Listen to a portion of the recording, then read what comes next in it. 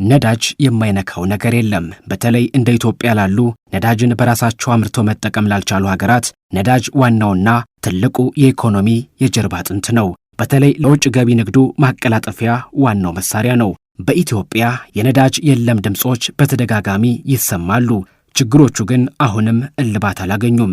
በዚህም ምክንያት በርከት ያሉ ከህዝብ ማመላለሻ ተሽከርካሪዎች እስከ ከባድ ጭነት ተሽከርካሪዎች ረዣዥም ሰልፎችን መመልከት እየተለመደ መጥቷል። ሰሞኑን በአዲስ አበባ ከተማ መውጫና መግቢያ በሮች የተመለከትናቸው የከባድ ጭነት ተሽከርካሪ ሰልፎች የነዳጅ እጥረቱ ተባብሶ እንደቀጠለ አንዱ ማሳያ ነው። በነዳጅ አለመኖር ከሚጎዳው የህብረተሰብ ክፍል መካከል የውጭ ገቢ ምርቶችን የሚያጓጉዙት የከባድ ጭነት መኪና አሽከርካሪዎች ተጠቃሽ ናቸው።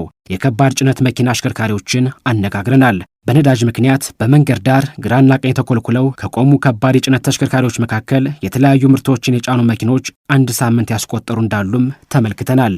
በጥቂቱ ከሰዓታት እስከ 4 ቀን የቆሙ በርካቶች ናቸው። ገና ይመጣል ተብለን እየጠበቅን ቦቲው ገና አልደረሰም ተብሏል፣ ግን አልደረሰም። እስካሁን በተስፋ ነው ገና ያለን። ዛሬ 3 ሰዓት ጀምረን እዚህ ነን። ትላንትና ደግሞ ከ2 ሰዓት ከምሽቱ ከ2 ሰዓት ጀምሮ እስከ ንጋቱ 12 ሰዓት መድኃኒዓለም አደባባይ ላይ ያለችው ማደያ ተሰልፈን ነበር። ሊነጋ ሲል በቃ የለም ብሎ ዘጉብን ማለት ነው። ያው ሁሉ መኪና ምንም ነገር እንትን አላለም። ወደ 75ኛ ምናምን ነበርኩ እኔ 69 መኪና ከቀዱ በኋላ የኛ ሲደርስ ዘግተው ሄዱ። ነጋ ምናምን ብሎ ጨረስን ነው የሚሉ የሚለካም አካል የለም። ዛጋ ነዳጅ የለም። እስካሁን ሀገር ዙረናል። እስከ አሸዋ ሜዳ እየፈለግን ያለነው 6ኛ ቀን እኔ ጭነት ከጫንኩት ወደ አሶሳኔ ጫንኩት። ያው ከሰዎቹ ጋር ራሱ እየተጫጨኩ ነው ያሉት። አሁን በቃ እጥረት ቢያንስ ከ6 ወር ምናምን ወደዚህ በቃ እጥረት አለ የነዳጅ። በተለይ ከ1 ወር ወደዚህ አዲስ አበባ ላይ በቃ በጣም እጥረት አለ። እጥረት የሌለባቸው ቦታዎች ነበሩ ትንሽ ጊዜ። አሁን ግን የትም ቦታ የነዳጅ እጥረት አለ። ገጠሩ አካባቢማ በጭራሽ ችግር ነው። እንደውም 4ኛ ቀናችን ነው ዛሬ። አዲስ አበባ ከገላን ጀምሬ ዙሪያ ይቻላል። የሆነ ቦታ ተሰልፌ ስደርስ አለቀ ይባላል። ካለቀ ምንም አማራጭ የለም። ወጣ ደግሞ ሌላ ተስፋ መፈለግ። የተጫኑ ምርቶች በሰዓቱና በጊዜው ባለመድረሱም በተረካቢ ነጋዴዎችና በሹፌሮች መካከል እሰጥ አገባ ውስጥ እንዲገቡ እንዳደረጋቸውም ይናገራሉ። እንግልት ነው። ያው ኪራይ ያለ መከፈል ችግር አለ። በሰዓት አልደረስክም አይነት ያለ መስጠት አለ። በቃ ይቆረጥብናል ኪራይ። በቃ ችግር ነው በጣም። በሰዓት አልገባም ተብለን ያው በናፍጣ ጉዳይ ስንቆም ያው ነጋዴዎች አይረዱንም። አንደኛ ጊዜያችን እያባከን ነው። ሁለተኛ በ4 ቀን ውስጥ አሁን ሀረር መድረስ ይችላል። ለሀረር ነው የተጫነ በቆሎ ለሀረር ነው የተጫነ።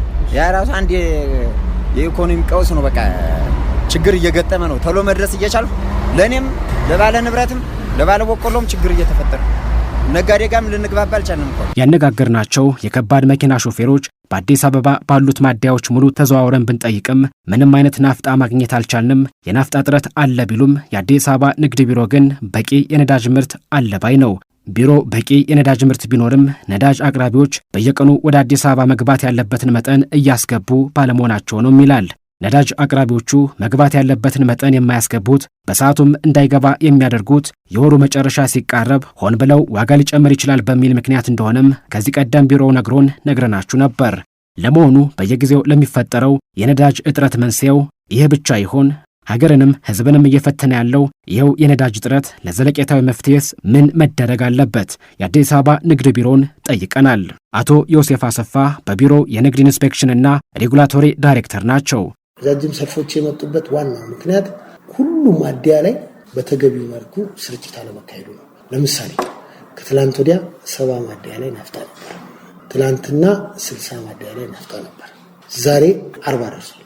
ይሄ የሚያሳይህ እየቀነሰ እየመጣ ነው። ምንድነው? ሰው ተሰለፈ ፉል ሆኖ 10 ሊትር ለመቅዳት ይሰለፍ። ለምን? ነገ ስጋት ነገ ይጠፋው ደግሞ ዋጋ ይጨምር እያለ ስለሚያስብ ይሄ ሰስተነብል የሆነ እንትን ላይ ዲስትሪቢዩሽን ላይ ፕሮብሌም አለበት። እሱም በተደጋጋሚ መድረክ አንስተናል። ከኩባንያዎች ጋር ተወያይተናል። ከንግድ ሚኒስቴር ጋር ተወያይተናል። ከነዳጅ ኢነርጂ ባለስልጣን ጋር ተወያይተናል። አሁንም የምናየው ነገር ይሄ ነው። ምንም ሐቁን መሸፈን አይቻልም። በዚህ ምክንያት ሰልፍ እየበዛ ነው።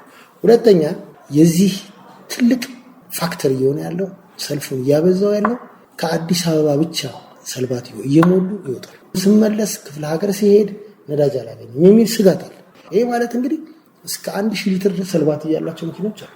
እንግዲህ አዲስ አበባ ሰልባት እየሆኑ እንዳይቀዱ አንከለክልም። ክፍለ ሀገር የሚሄድ ከባድ መኪና አዲስ አበባ ሴንተር ናት።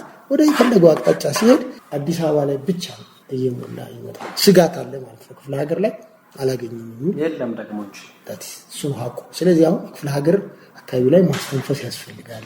ክፍለ ሀገር ጋር ቢኖር አዲስ አበባ ላይ ብቻ ሰልፏል። ባነሷቸው ችግሮች ምክንያት የሚፈጠረው የነዳጅ እጥረት እልባት የሚያገኘው እንዴት ነው? ይህን ጥያቄ ያነሳንላቸው አቶ ዮሴፍ መፍትሄ ካሏቸው ጉዳዮች መካከል የነዳጅ አቅርቦቱ ከኩባንያዎች ወደ መንግስት እጅ እንዲሆን ቢደረግ የሚለው ምክረ ሀሳባቸው ነው። ኩባንያው የሚያመጣውን ስርጭትና ዲስፓች ማድረግ ስልጣኑ የኩባንያ የከተማ አስተዳደሩ አይደለም። ኩባንያው ለየትኛው ማደያ መቼ ልስጥ፣ የትኛው ጋር ያልቃል፣ የትኛው ጋር ነው እየደረቀ ያለው፣ የቱ ጋር ነው ሰርፕለስ ያለው የሚለውን አጣጥሞ ዲስትሪቢዩሽን ዲስፓች የሚሰራው ኩባንያ ነው። በዚህ መሰረት በስልጣኑ መሰረት በአግባቡ መጠቀም አለበት። አንድ ኩባንያ የደረቀበት ላይ እያለ ሰርፕለስ ያለበት ላይ ደጋግሞ ማምጣት ከተማ ላይ ሰልፍ ይፈጥራል ማለት ነው። ሁሉም ጋር ሁሉም ማደያ ላይ ቢኖርና ብዙም ከፍተኛ የሆነ መጠንም እንኳን ባይኖር ሰልፍ ያበርዳል። ነገር ግን ከፍተኛ ክምችት ኖሮ ጥቂት ማደያ ላይ ብቻ ካለ ግን ሰልፉን ኮምፓክት ያደርጋል። ሰው ደግሞ ከተሰለፈ ገዝቶ መሄድን ይፈልጋል፣ ይሸበራል። ነዳጅ ሊጠፋ ነው ወይ ይላል። የሀገራችን ሰው ባህሪው ይሄ ነው። ካልሆነ ዲስፓቹ ኩባንያ ባያደርግ ሚኒስትሩ ቢያደርግ እና ሌሎች የመሳሰሉ አዳዲስ ኢንተርቬንሽኖችን ቢፈጥር ጥሩ ነው ብዬ ነው የማስበው። በሀገሪቱ ለሚስተዋለው የነዳጅ አቅርቦት ችግር እንደ ምክንያትነት የሚነሳውን የሌብነትና ኮንትሮባንድን ለማስቀረት የኢትዮጵያ የነዳጅና ኢነርጂ ባለስልጣን አዲስ የነዳጅ ውጤቶች የስርጭት ቀመር አሰራር መዘርጋቱን በቅርቡ ይፋ ማድረጉ ይታወሳል። ይህ አሰራርም በዘርፉ ያለውን ችግር እንደሚያቃልልም ታምኖበታል።